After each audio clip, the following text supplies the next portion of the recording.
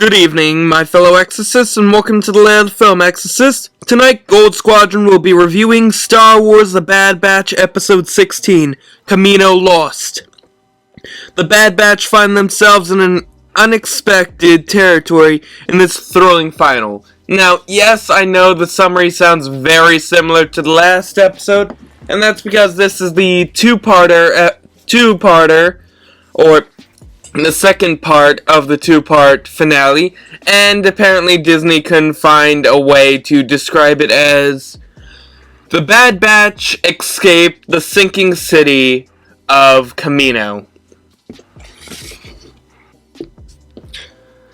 Yeah, writers, what were you thinking? You couldn't have given it a better summary other than doing the same one as the last episode? I mean, seriously.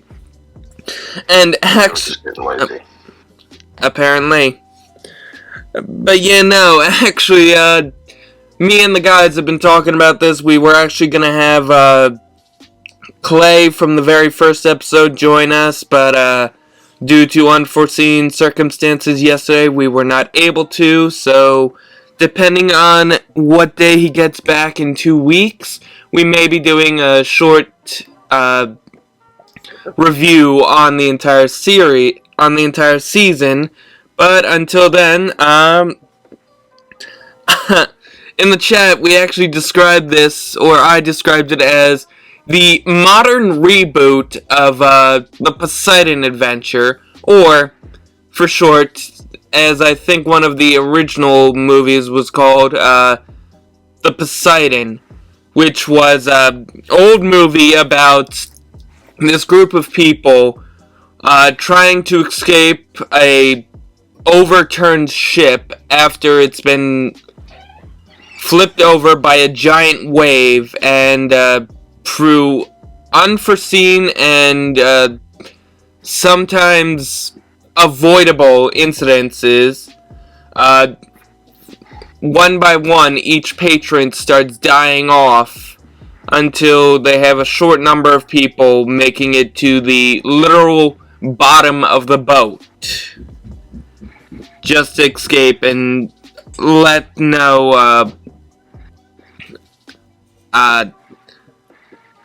off an escape flare.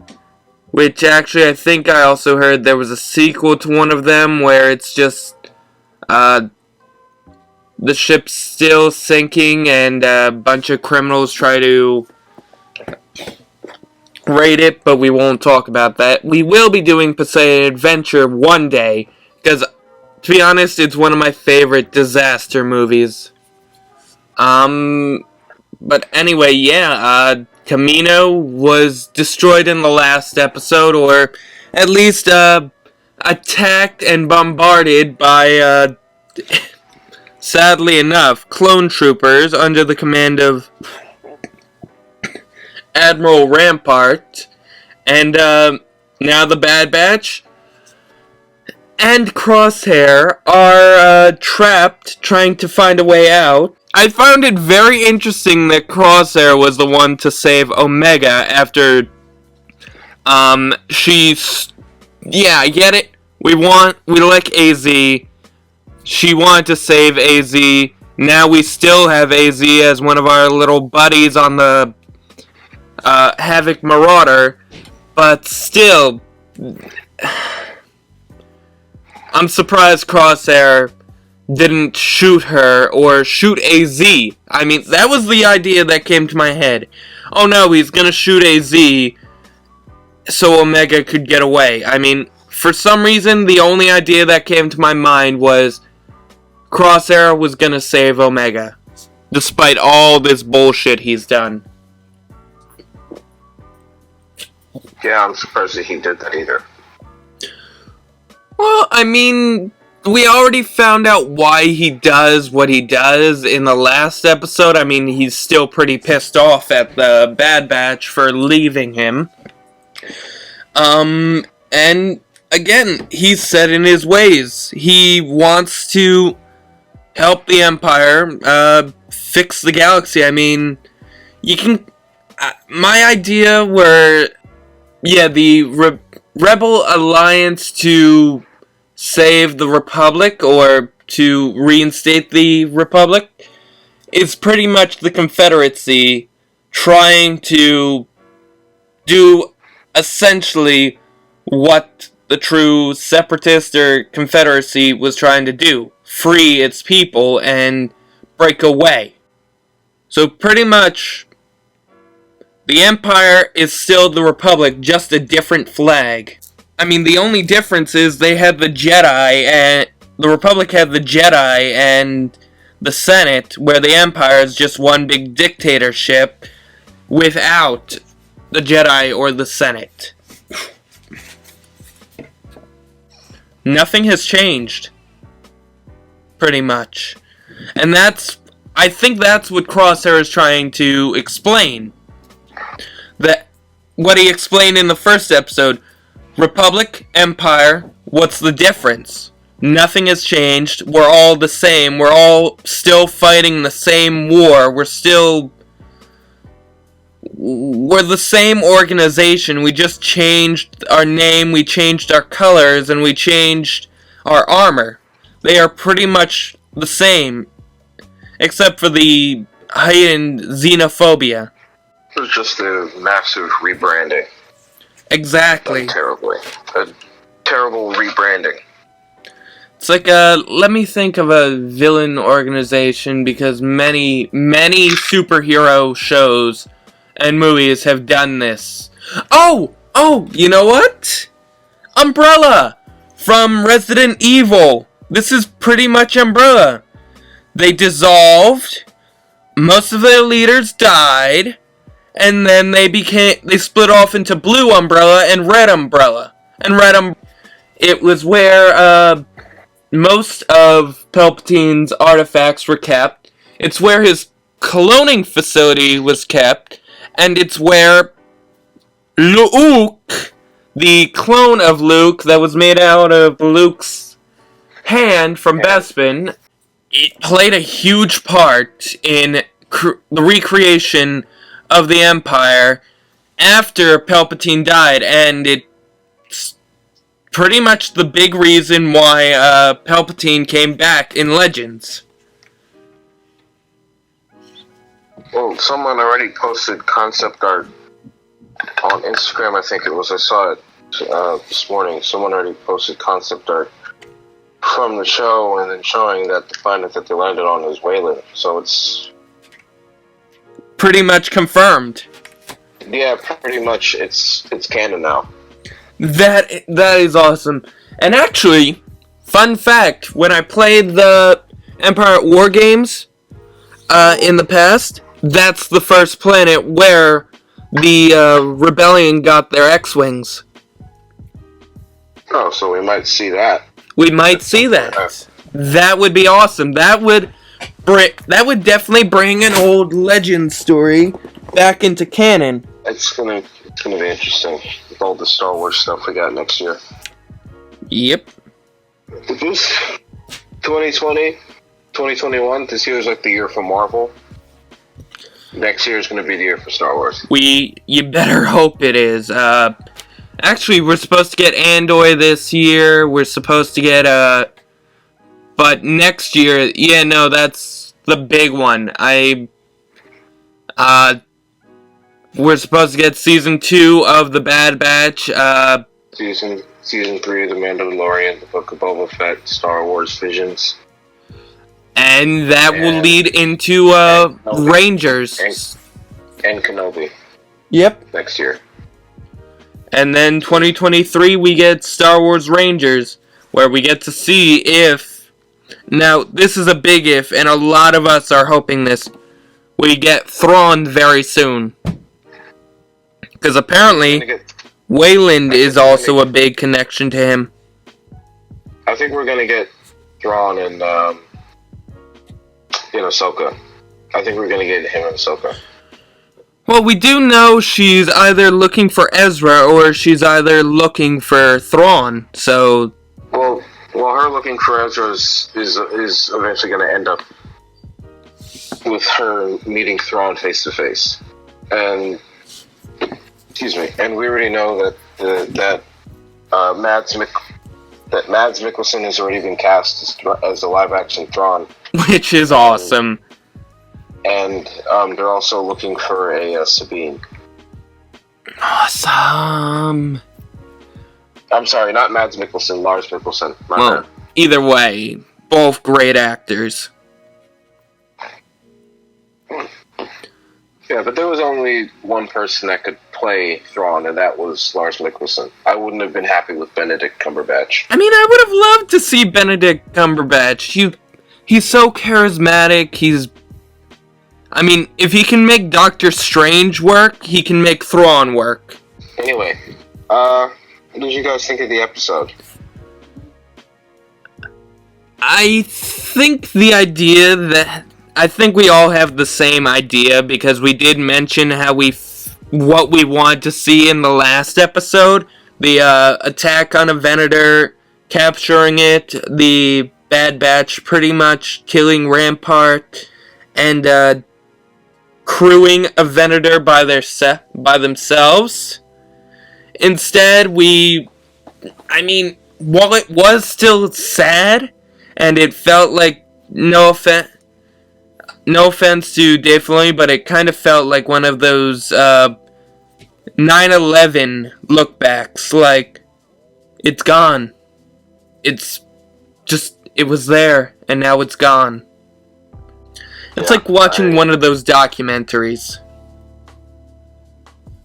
Yeah, if the documentary was not that episode didn't really strike me like the last episode did. Yeah, but I kind of get what they were doing. They were trying to give us a cliffhanger plus a solemn ending just to reflect on everything that we've seen throughout the Clone Wars, throughout Legends, throughout the entire timeline of Kamino, just to remember there was this brilliant city made by this civilization. It lasted so long, and it was just a brilliant civilization, and I just really got more action in this. I definitely thought it's kind of like the last one, I mean, not this episode, but the last one could have easily been the finale, and this one could have been the first episode of the second season. It just didn't give me the excitement I thought it would get. We did get some good interactions with Crosshair and the rest of the batch. I mean, that was something that needed to happen, and so, I mean, I appreciate them kind of fleshing it out.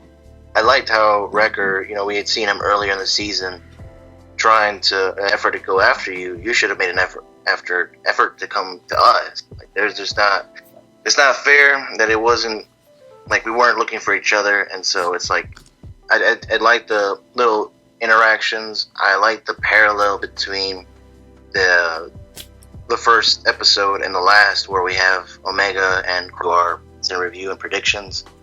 I think that Crosshair will in fact join up with the squad again. It's just not going to be now. I think that join up with, not necessarily in the second season, but eventually he will come back.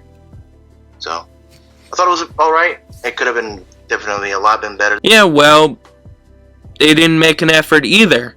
So I feel like seeing Wayland at the end, I like that Filoni is giving us a new planet and ending it there. Again, I'm a Legends fan. That has a huge significance in the timeline now, because without Wayland being confirmed in canon, that kind of makes it hard to answer the whole Dr. Pershing's episode, what happened to the Kaminoans, and a lot of the cloning technology later on in the Star Wars canon timeline. But yeah, I do agree, this was very underwhelming, and I kinda do wish we got exactly what we described in the last episode. This was not a good way to end Yeah, definitely not. Definitely not. Filoni, first letdown ever. I give it a C as well.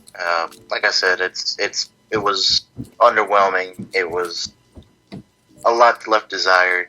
Hopefully, the season 2 premiere is a banger. Hopefully, like the one we had just in the beginning of the season, because that first episode I can watch it over and over again, and I would still love it.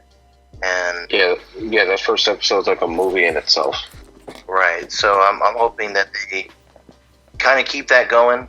Give us a whole movie, basically for the first episode. What you've been doing already with giving us like 30-minute episodes, that's fine. I'm just expecting less Sid missions and Growth in the series a bit more. Yeah, but I think a little bit to try and save Crosshair's life, and now it's kind of up to Hunter and the Batch alone to kind of raise Omega, because they can't keep doing Sid missions forever. And with the introduction of Wayland, we're definitely going to be seeing a lot more Empire in season 2 and a lot less Sid. Well, we'll see about that. So, yeah. If there's nothing else we can say, I think that's it. Actually, I've been talking to the guys, and if everyone's okay with it, I'm thinking our next video, next week, we should definitely move on to the What If series. At least until Bad Batch 2 and until we get Clay back. Okay, that's cool. Review What If for a couple weeks. Yeah, that sounds like a plan. And since we will have two episodes by then next week, I think we should do both the Captain Carter and the whatever next episode we get in one episode. Let's do it. So, you heard it here, guys. Next week, Gold Squadron may just become... I have no name for it. Well, we could still stay as Gold Squadron for Star Wars content. I just don't know for Marvel or other companies. Yeah, I think for Marvel content we just use our names. Oh. Okay. Still Squad. But still Squad. It's just, we don't know what name it is. Yeah. Okay, we are pending squad name.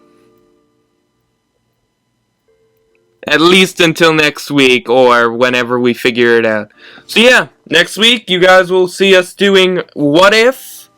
Marvel What If? So yeah, have a great night, good luck, and may the Force be with you always. Gold Squadron, signing off.